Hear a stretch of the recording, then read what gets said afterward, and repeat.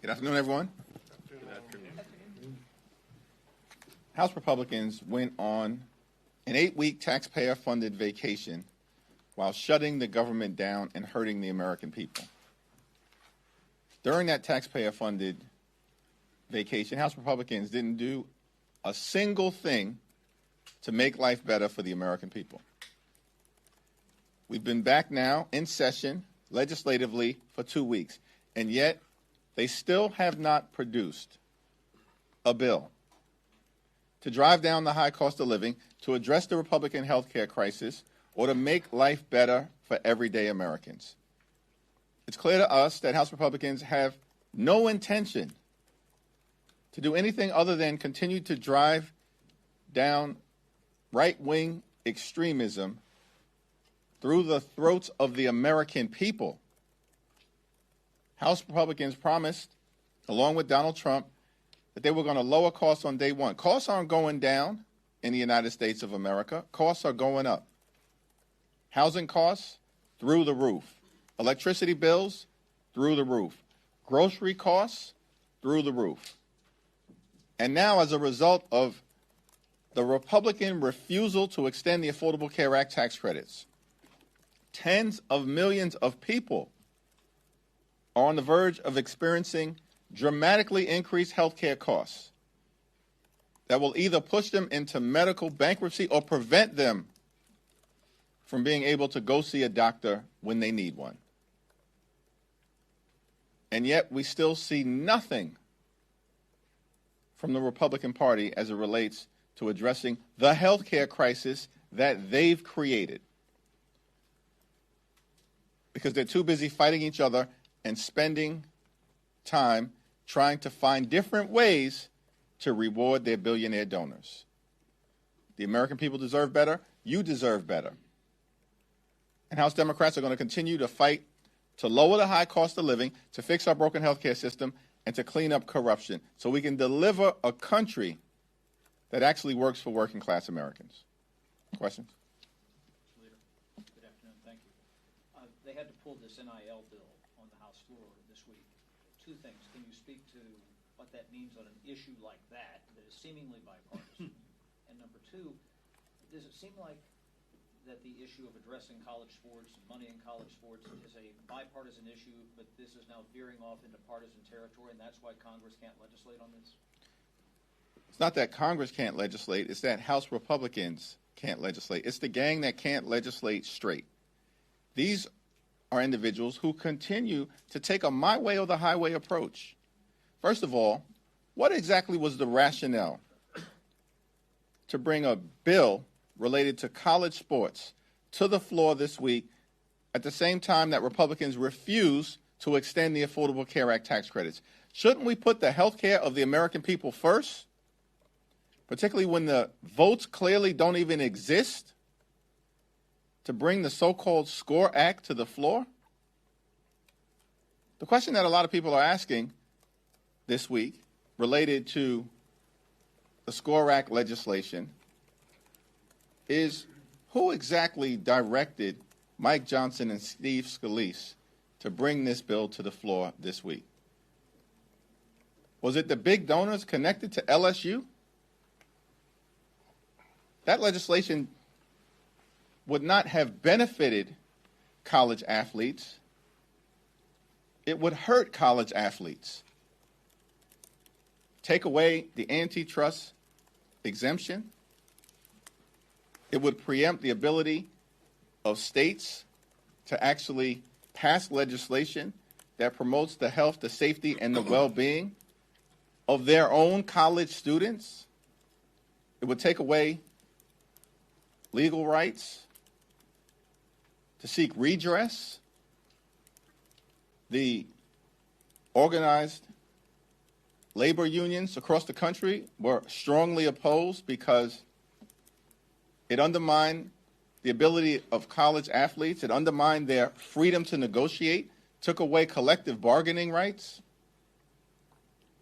And of course, the players' associations across every sports league, led by the NFL Players Association, were opposed to it because they concluded, when evaluating the bill on the merits, that it would actually hurt college athletes, not help them? Why would Mike Johnson and Steve Scalise think it was a good idea to bring the Lane Kiffin Protection Act to the floor of the House of Representatives?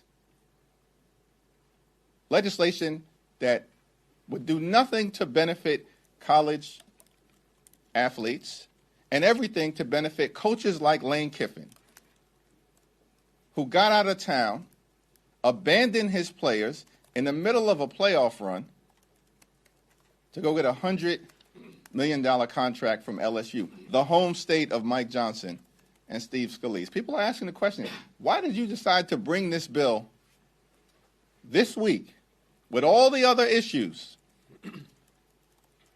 that the country is demanding that we focus on, led by the affordability crisis that they claim is a scam and a hoax, but that the American people know is very real? This morning, a bipartisan group of members led by Gottheimer and Kagan's announced a framework which, if the Democrats decided to back it, would have enough Republican votes in the House.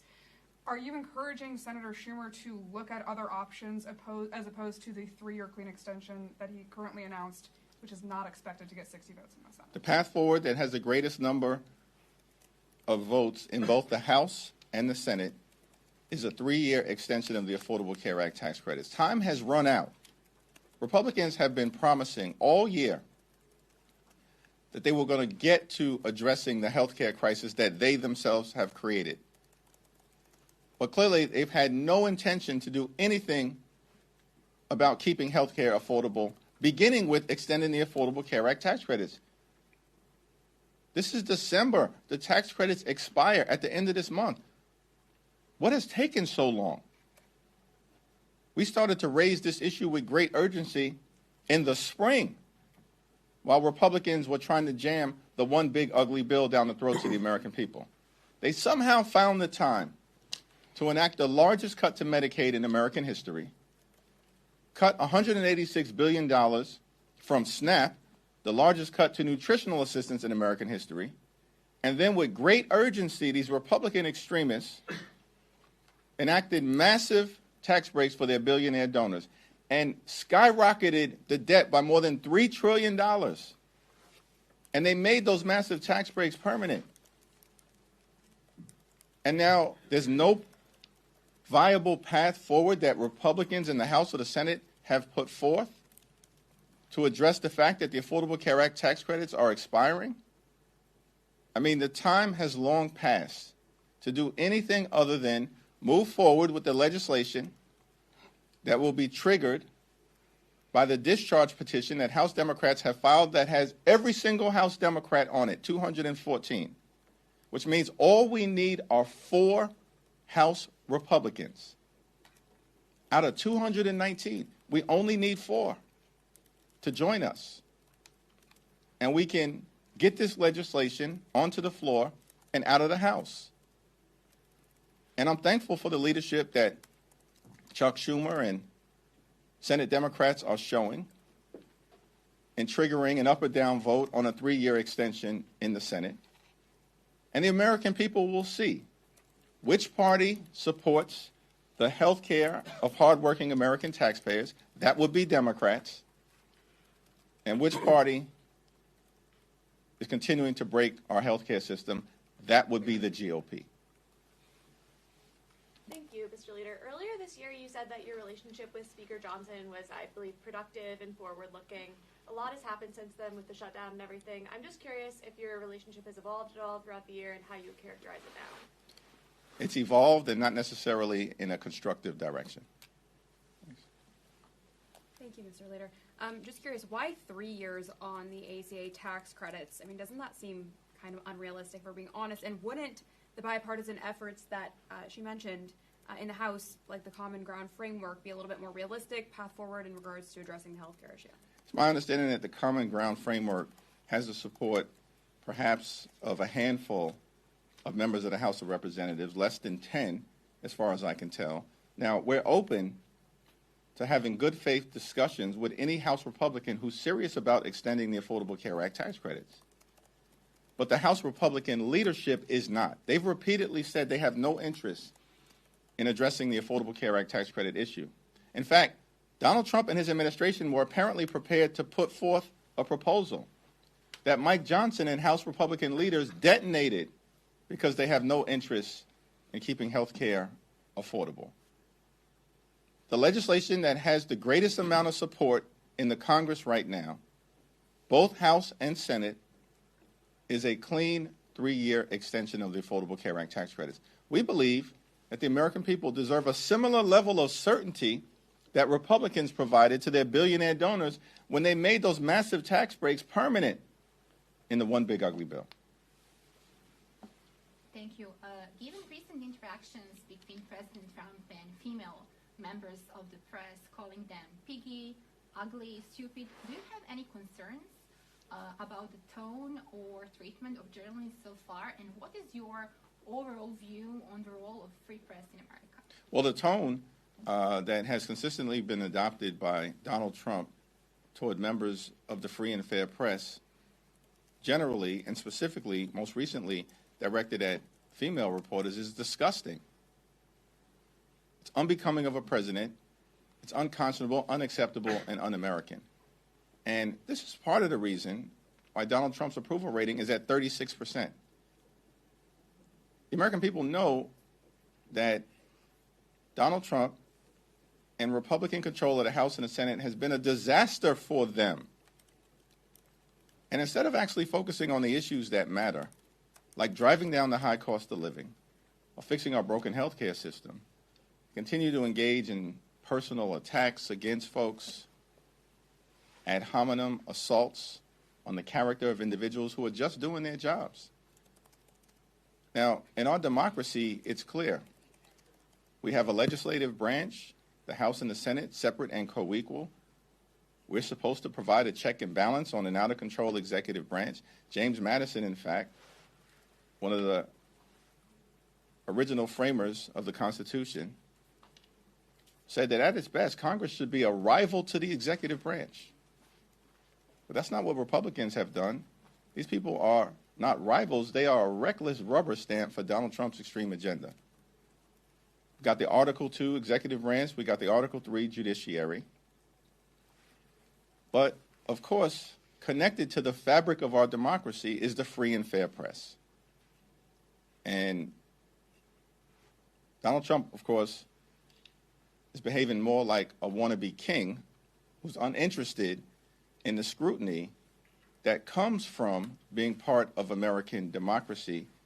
Part of that scrutiny is the Congress, part of that scrutiny is the judiciary, and part of that scrutiny, of course, should always be the free and fair press.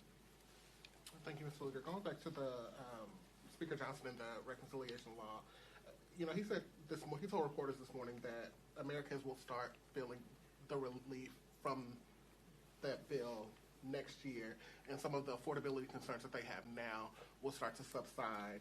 I know you've been critical of the Medicaid cuts, the SNAP cuts, but I'm curious how you and House Democrats will speak about some of those working class provisions that they point to, whether it's on tips, overtime, Social Security, auto loan, interest.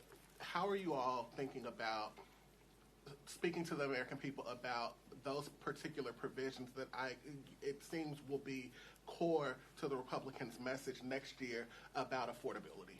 Yeah, House Republicans have no issue as it relates to affordability. They believe that the affordability crisis in the country is a hoax and a scam. That's what their leader has said, Donald Trump, who says he's both the president and the speaker at the same time. Donald Trump's words, not mine. They don't plan to address the high cost of living in this country because they don't even believe that it exists. Now, the interesting thing is that I agree that the American people will continue to feel the impact of the one big ugly bill that Republicans jam down their throats. But it's going to be an adverse impact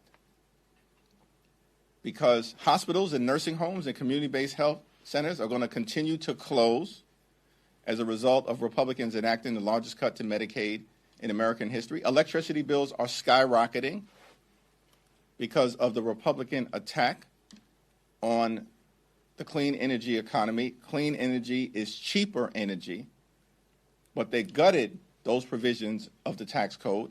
Republicans did so they could reward big oil and their donors. But as a result, the American people are seeing their electricity bills skyrocket. And then, of course, if you rip $186 billion from SNAP, which Republicans did in their one big ugly bill, they're going to cause everyday Americans to go hungry. We're talking about 42 million people, 16 million children who are going to be hurt by what Republicans did in their one big ugly bill, 8 million older Americans, and over 1 million veterans who rely on SNAP. And so the adverse impact, the harm that Republicans have done to the American people, actually, we're just scratching the surface in terms of the hurt that everyday Americans will experience. And then we have the ongoing Trump tariffs, which, of course, in real time are increasing costs on the American people by thousands of dollars per year. And the American people know it in terms of what they're paying now for groceries and for goods.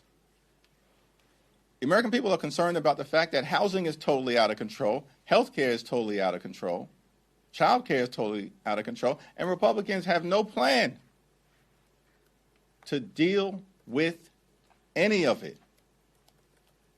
Donald Trump is fighting with Marjorie Taylor Greene. Marjorie Taylor Greene is fighting with the House Republican Conference. Corey Mills is fighting with Nancy Mace. Nancy Mace is fighting with Mike Johnson. Mike Johnson is fighting with Elise Stefanik. Elise Stefanik is fighting with Lisa McClain. The whole thing is a mess. The 119th Congress has turned into a bad episode of Republicans Gone Wild. And here's the problem. Republicans are so busy fighting each other, they can't be bothered to fight for the American people.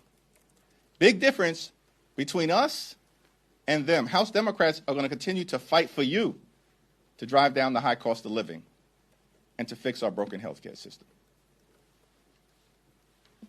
Yep, you got it. Okay. Brooklyn Borough President Antonio Reynoso got his name for Rep. Velasquez's spot for next Congress. He's a Brooklyn guy, you're a Brooklyn guy. Do you talk to him yet? And at what point do you start really focusing on 2026? Yeah, I have not had a conversation with Borough President Reynoso. I did note with great interest that he decided to jump in the race. He's a well-respected public servant. I have no plans to get involved in the 7th Congressional District race at this time or perhaps at any time. Two-pronger here. One, are we staring down the possibility that, quite frankly, nothing is going to be done on health care? I mean, is that kind of your operating assumption? And if so, are you basically, has this whole scenario proven you true from the shutdown? And two, if there was a vote of no confidence in Johnson, which is certainly much more of a live wire than it was a couple weeks ago, what would you tell your members to do? Well, we'd have to have that discussion in terms of what House Democrats might do to the extent there is such a vote. But clearly, nothing that the Speaker of the House has done over the last several months has endeared himself to Democrats in the Congress. Congresswoman Luna has filed a discharge petition earlier this week that would force a vote on the stock trading ban bill that Congressman Magazine or Congressman Roy have been working on. Do you anticipate supporting that, and would you anticipate Democrats broadly supporting that? Well, we haven't had a caucus-wide conversation about the best path forward, but there's overwhelming support for the legislation to ban congressional stock trading. It is long past time that that is done.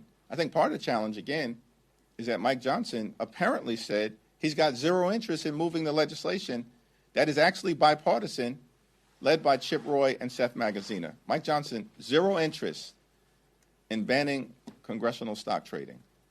So we'll evaluate the different vehicles moving forward, and I look forward to having a conversation with many of the stakeholders over the next few days into the early part of next week, including Seth and Pramila and Alex, as well as, of course, Joe Morelli, the top Democrat on the House Administration Committee, to figure out the best path forward, we want to clean up corruption in this institution, in the Supreme Court, and also as it relates to the administration. I think one of the challenges that some members have raised directly with me about the Anna Paulina Luna approach is that apparently she's unwilling to prohibit stock trading within the Trump administration. Unwilling to prohibit stock trading as it relates to Donald Trump, J.D. Vance, or cabinet secretaries like the Treasury Secretary. That's kind of extraordinary to me, since they have concentrated executive power. We definitely have to deal with the issue of members of Congress trading stock. It should be banned. But it also seems to many of us, at the same period of time, there's got to be a path forward to banning stock trading within the administration. I think Donald Trump literally just purchased hundreds of thousands of dollars of stock in Warner Brothers when his administration is in the middle of a merger review. How is that acceptable? That's corruption in plain sight. And it also seems reasonable to many of us that we've got to find a path forward toward addressing it. Thank you. On the ACA subsidies, you framed this debate as Democrats fighting to protect millions of people from Republican policies, in this case the expiration of the subsidies. But those same people went to the polls last November, many of them, and voted for Republicans who, they must know by now that Republicans don't like the ACA. They've been fighting it for 15 years. So is the expiration of the subsidies not simply democracy at work? And at what point do you risk, accusations that you're trying to protect voters from themselves, which is sort of inherently undemocratic, small d? Well, many voters were promised that costs would go down on day one. January 20th came and went, and Republicans didn't do a damn thing to lower costs. Donald Trump didn't do a damn thing to lower the high cost of living. Why? Because they don't give a damn about everyday Americans. That's increasingly clear. Now, the American people have come to that conclusion with a greater degree of intensity because they were lied to by Donald Trump and Republicans. We're giving our Republican colleagues a chance to actually keep your word to the American people. Start by extending the Affordable Care Act tax credits. So this fight is not over.